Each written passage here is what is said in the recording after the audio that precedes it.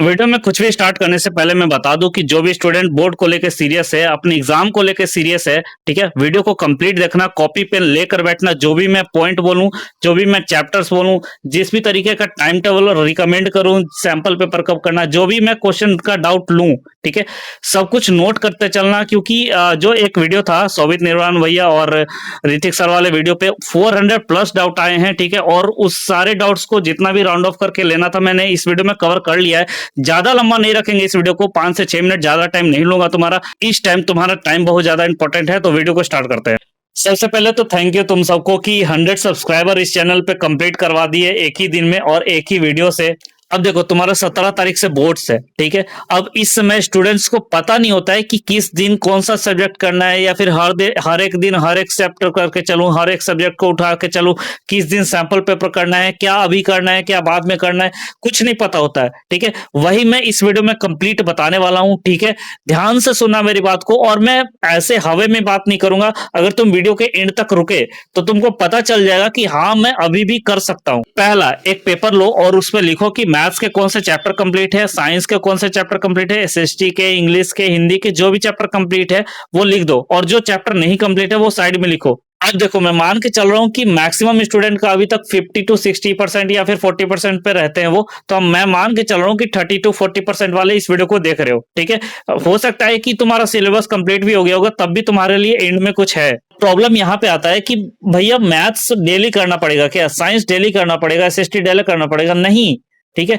Maths को daily रखना है, साइंस और एसएसटी को डेली नहीं रखना है। Max to max per day तुमको 3 सब्जेक्ट लगाने हैं, 3 से ज्यादा नहीं। मैथ्स को कैसे करना है? मैथ्स को तुमको 4 से 5 घंटा डेली करना है, ठीक है। साइंस और एसएसटी, अगर किसी दिन साइंस कर रहे हो तो ठीक है, तो 3 से 4 घंटा उसको भी रखना है, ठीक है।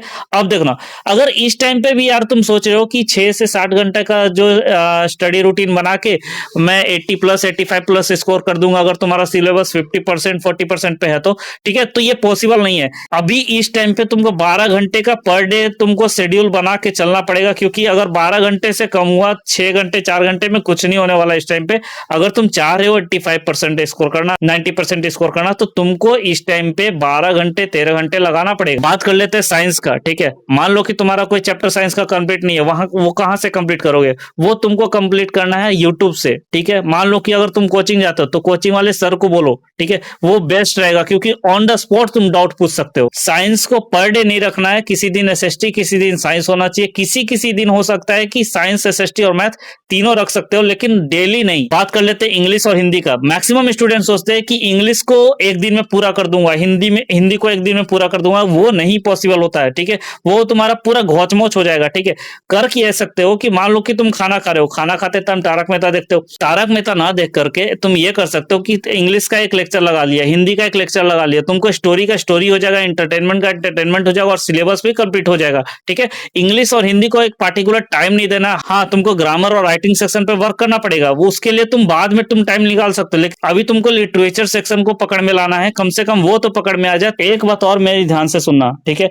जब भी तुम सोने जा रहे होगे रात में, ठीक है, कल क्या करने वाले हो, ठीक है, तुमको पता होना चाहिए कि कल तुम्हारा मैथ्स में कौन सा चैप्टर लगाना है, साइंस में कौन सा चैप्टर लगाना है, कौन सा सैंपल पेपर करना है, कौन सा रिवीजन करना है, सब तुम एक पेज में लिख लो। और ट्राई करना कि मैक्सिमम जो तुम्हारा प्रोडक्टिविटी है 1 बजे दोपहर से पहले तुम निकाल सको, क्योंकि टाइम वेस्ट मॉर्निंग में ही होता है।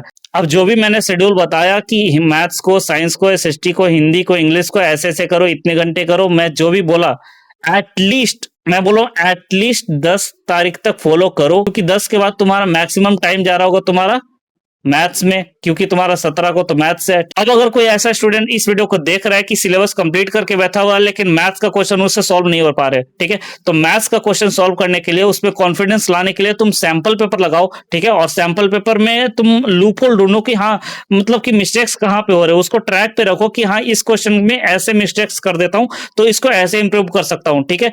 वो बहुत जरूरी है। अपने आप को अगर गलती देखोगे ना कि यहाँ पे गलती करता हूं, ठीक है, तो वहां पे इंप्रूव करने का ट्राई करो। जो स्टूडेंट का सिलेबस अभी तक कंप्लीट नहीं हुआ है, अगर तुम्हारा 50 to 60% भी सिलेबस कंप्लीट हो जाता है, ठीक है, कभी भी हो जाए, ठीक है, 8 तारीख को, 6 तारीख को, 10 तारीख को, कभी भी होता है, ठीक है, तो तुम उसी दिन से सैंपल पेपर लगाना स्टार्ट कर सकते हो। क्या बोल रहे हो भैया, मतलब 60% सिलेबस पे सैंपल पे कैसे लगा सकते हैं? देखो, अगर तुम्हारा 60% सिलेबस पे ही तुमको पता चल जाएगा कि इतने मार्क्स मैं ग्रैब कर सकता हूँ, इतना मार्क्स मैं छीन सकता हूँ एग्जामिनर से, ठीक है, तो तुम सोचो कि अगर 3-4 चैप्टर और कर लिए तो फिर कितना स्कोर आ जाएगा, ठीक है, मजा नहीं आ जाएगा। और इस टाइम पे तुमको फैमिली से, फ्रेंड से, आसपास के सोसाइटी वालों से दूर रहना है, ठीक है, क्या बोल रहे हैं वो फर्क नहीं पड़ना चाहिए। तुमको एक रूम में आइसोलेट करके बैठ जाओ। क्या कर सकते हो कि आज बैठे हो तो तुमको 17 तारीख को उठना है, ऐसा करके चलो, ठीक है। अगर अभी भी कोई डाउट है तो इस वीडियो के कमेंट सेक्शन में जाके बोलो, ठीक है, मैं पर्सनली डीएम करूंगा, ठीक है।